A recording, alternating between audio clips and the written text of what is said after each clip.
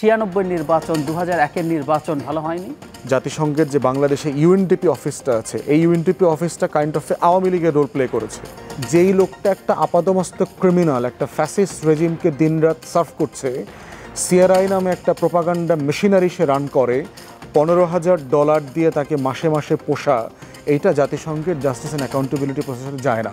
Third বলেছি পুতুলের কথা, যে হাইলি অযোগ্য একটা মেয়ে, যার এই কাজটা পাওয়ার কোনো যোগ্যতা ছিল না, টাকা পয়সা লবি লেনদেন করে হিউজলি ইনফ্লুয়েন্স করে এই পথটা সে বাগিয়েছে। যারা দিল্লির চোখ দিয়ে বাংলাদেশকে দেখতে বাধ্য করছে, সেই কনসালটেন্ট এবং অ্যাডভাইজারদেরকে রিভাইজ করা দরকার।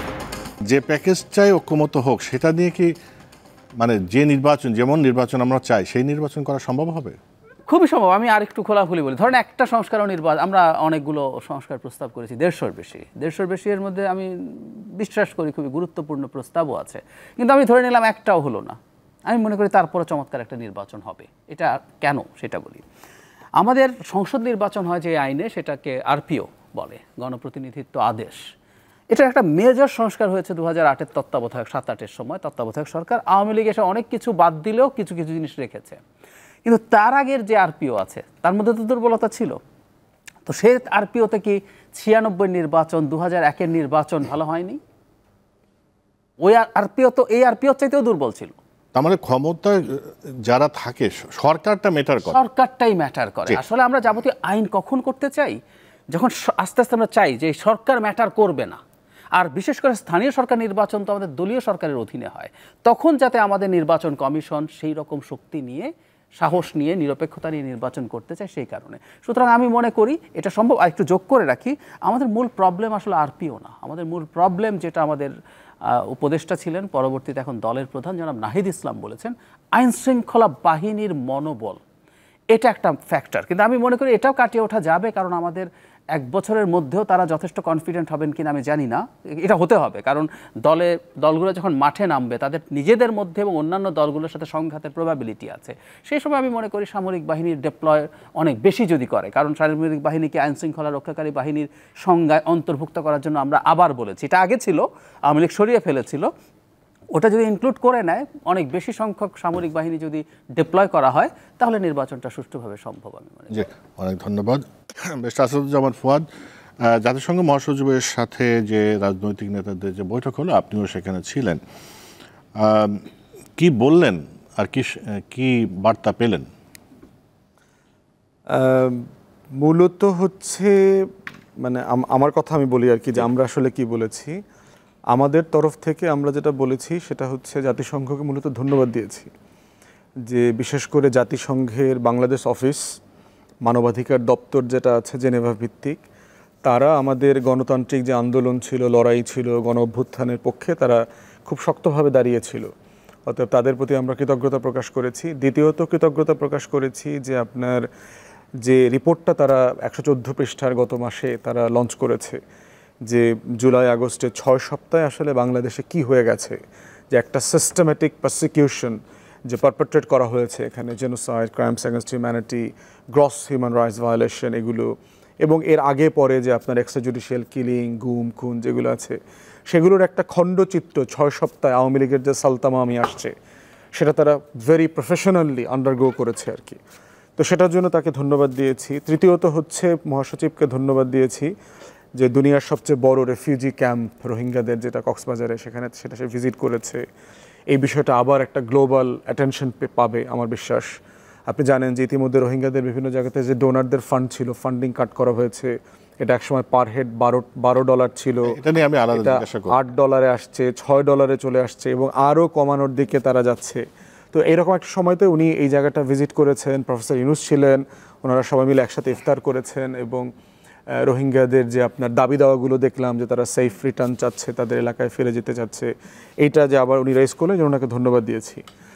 এর বাইরে হচ্ছে আমাদের আলোচনার মূল জায়গাটা ছিল আসলে এই পরবর্তী যে আমাদের ট্রানজিশনটা চলছে, যেটাকে আমরা বাংলাদেশ 2 বলছি, দায় দরদের রাজনীতি, গণ অভ্যুত্থান পরবর্তী বাংলাদেশকে পুনর্গঠন, সেখানে জাতিসংঘ কোথায় কিভাবে টেকনিক্যাল অ্যাসিস্ট্যান্স দিতে পারে, আমাদেরকে হেল্প করতে পারে।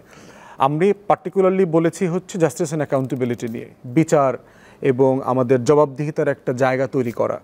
আমাদের প্রস্তাব ছিল জাতিসংঘের যে মানবাধিকার দপ্তর আছে তাদের একটা অফিস এখানে 2 থেকে 3 বছরের অস্থায়ী মেয়াদে খোলা যায় কিনা কয়েকটা বিষয় ওভারসি করবার জন্য। একটা হচ্ছে যে এই বিচার প্রক্রিয়া যেটা চলছে আইসিটিতে, এটা আন্তর্জাতিক মান বজায় রাখতে পারছে কিনা। কারণ আমরা ফ্যাসিবাদের আমলের বিচারিক প্রক্রিয়া থেকে তো আমাদেরকে আলাদা প্রমাণ করতে হবে যে আমরাও যদি যাচ্ছে তাই বিচার করি, যাচ্ছে তাই তথ্য প্রমাণ সাক্ষ্যের উপর ভিত্তি করে বিচার করি, তাহলে আমাদের ক্রেডিবিলিটি কম্প্রোমাইজড হবে। তো সেখানে জাতিসংঘ ওভারসি করতে পারে কিনা এটা। দ্বিতীয়ত হচ্ছে যে মানবাধিকার লঙ্ঘন যেটা হয়েছে গত 16 বছরে, সেই জায়গাগুলোতে কোথায় কোথায় কোন কোন ইনস্টিটিউশনের মাধ্যমে এটা হয়। মেইনলি হয় আমাদের আইনশৃঙ্খলা বাহিনীর মাধ্যমে, আমাদের গোয়েন্দা সংস্থার মাধ্যমে এবং আমাদের বিচার বিভাগের মাধ্যমে। এই 2-3টা প্রতিষ্ঠানই হচ্ছে মূলত মানবাধিকার লঙ্ঘন করে। এইগুলোকে কিভাবে রিফর্ম করা যায় অথবা রিফর্মের যে প্রস্তাবনা আছে সেগুলোর ব্যাপারে তারা কোনোভাবে অ্যাসিস্ট করতে পারে কিনা। যদিও বিভিন্ন দেশের এক্সপিরিয়েন্সে দেখেছি যে মানবাধিকার দপ্তরের পার্মানেন্ট অফিস করার ব্যাপারে যথেষ্ট ক্রিটিক্যাল জায়গা আছে, এবং ওই ব্যাপারে আমিও একমত যে আমরা কোনো স্থায়ী অফিস চাই না, শুধুমাত্র একদম টার্মস অফ রেফারেন্স থাকবে এই জায়গাগুলোতে কেন্দ্র করে তারা যেন অফিস করে। থার্ড হচ্ছে আমরা যেটা বলেছি সেটা হচ্ছে যে আপনার দিল্লির চোখ দিয়ে বাংলাদেশকে দেখার যে প্রবণতা পশ্চিমা শক্তিগুলো আছে, জাতিসংঘ মাঝে মধ্যে এইরকম রোল প্লে করে। এবং বিশেষ করে আমরা দেখেছি যে জাতিসংঘের যে বাংলাদেশে ইউএনডিপি অফিসটা আছে, এই ইউএনডিপি অফিসটা কাইন্ড অফ আওয়ামী লীগের রোল প্লে করেছে। সেখানে শেখ রেহানার ছেলে ববি গভর্নেন্স অ্যাডভাইজার হিসাবে কাজ করে, মানে সুশাসন বিষয়ক উপদেষ্টা। যেই লোকটা একটা আপাদমস্তক ক্রিমিনাল, একটা ফ্যাসিস্ট রেজিমকে দিনরাত সার্ভ করছে, সিআরআই নামে একটা প্রোপাগান্ডা মেশিনারি সে রান করে, $15,000 দিয়ে তাকে মাসে মাসে পোষা, এইটা জাতিসংঘের জাস্টিস অ্যান্ড অ্যাকাউন্টেবিলিটি প্রসেসের সাথে যায় না, এটা আমি বলেছি।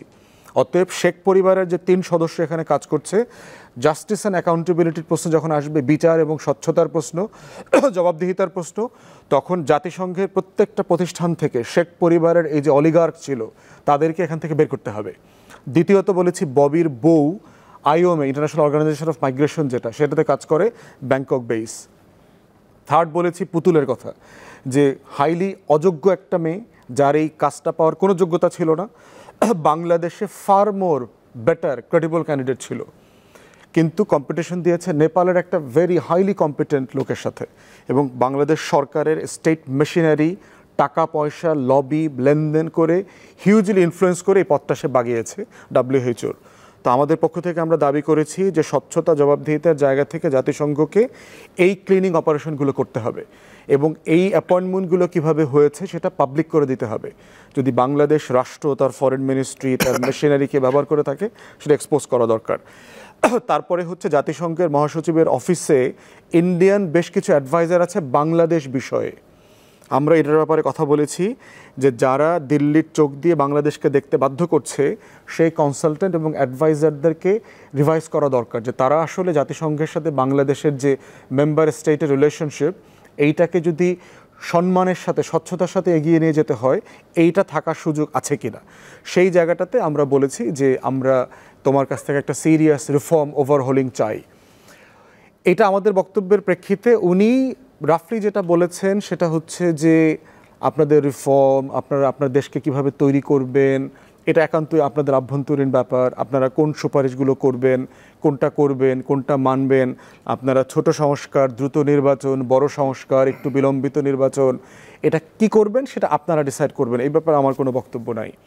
আর কথা প্রসঙ্গে আমরা ওনার ছাত্র জীবনের দু একটা কথা বলেছি। পর্তুগালের উনি যখন ছাত্রনেতা ছিলেন, বাম রাজনীতি করতেন, উনি ওখানকার সোশ্যালিস্ট পার্টির চেয়ারম্যান ছিলেন।